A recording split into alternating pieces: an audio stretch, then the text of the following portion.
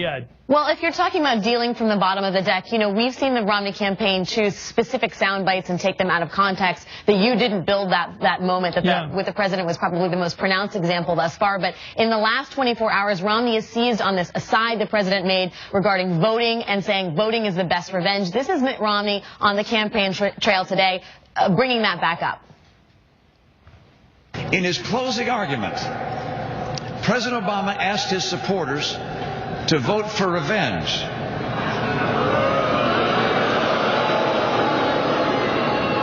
For revenge. Instead, I asked the American people to vote for love of country. Chris, does anybody buy that the president Where is does out revenge come from? Where did that line come from? What's the antecedent to that? Where did it come from? Effectively, the president said, the president has been doing this thing where he'll talk about Romney and people will boo. And he says, don't boo, vote. Don't boo, vote. And then at one rally said, voting is the best revenge. Apparently, Mitt Romney's campaign has decided that's a way to paint the president as either anti-American or outside the mainstream or whatever it is. But if we're talking about tactics that show a campaign that is on the defense and is playing small ball in the waning days, the waning hours of this election cycle. I've got to be careful here, but let's say that might fit with running robocalls with Donald Trump.